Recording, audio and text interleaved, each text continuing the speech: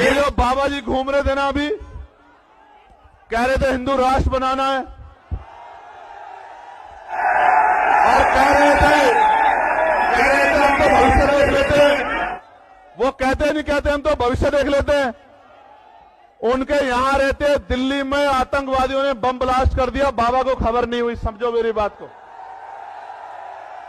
समझो मेरी बात को, समझो क्या कह रहा हूं, समझो, जिम्मेदारी से समझो। आज वो हिंदू राष्ट्र बनाने की बात कर रहे हैं, संविधान को कुचल के। कल अगर चंद्रशेखर आजाद बहुजन राष्ट्र बनाने के लिए निकल गया 85% लोगों को लेके ना, फिर देख लेना क्या होगा। अगर ऐसे चलाना चाहते हो संविधान के विरोध में, तो देख लेना। संविधान के साथ चलो। आप अपने धर्म को मानो, आप अपने धर्म को मानो, आप अपने, किसी के धर्म से कोई बैर नहीं, लेकिन अगर संविधान के खिलाफ कोई जाएगा तो मुकाबला पूरी जिम्मेदारी से होगा। याद रखना मेरी बात को।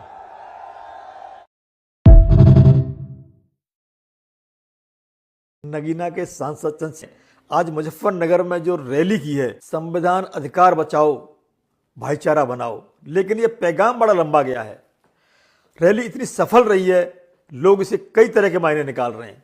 उन्होंने जो संदेश दिया है वो भी यही दिया है कि 2027 की क्रांति की शुरुआत है ये। 27 में सत्ता की चाबी हाथ में ले लो, हाथ नहीं फैलाओ, सत्ता हाथ में लो और तब लोगों के काम करो और मेरे हाथ मजबूत करो। मैं वायदा करता हूं, चाहे पिछड़ों के लिए राजनीतिक रिजर्वेशन की बात हो, मैं उनके साथ खड़ा हूं और ये बात मानता हूं कि उनको भी आरक्षण मिलना चाहिए। आवाज उठाई, शिक्षा मित्रों के लिए आवाज उठाई, रोजगार सेवकों के लिए आवाज उठाई, पुरानी पेंशन की आवाज उठाई, और पुलिस के भाइयों ने जिन्होंने आज मेरी मदद नहीं की, उनकी भी 8 घंटे की ड्यूटी हो। पंचायत से लेकर लोकसभा तक संसदीय प्रणाली में रिजर्वेशन मिलता है।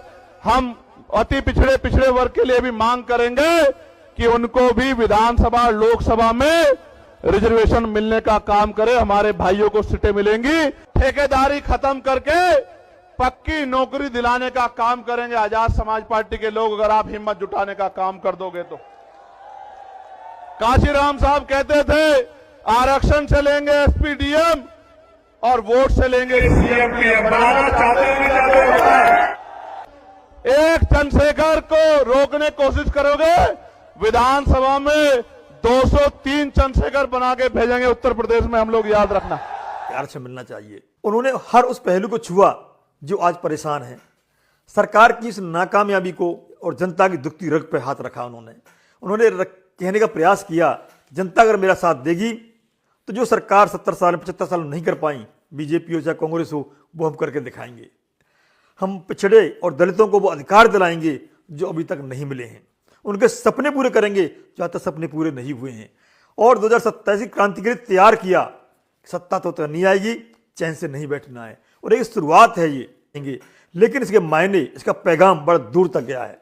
लखनऊ नहीं, दिल्ली तक भी गया है कि चंद्रशेखर रावत एक सांसद होते हुए भी इतनी बड़ी रैली, इतनी सफल रैली कर सकते हैं। जनता इतना प्यार कर सकती है।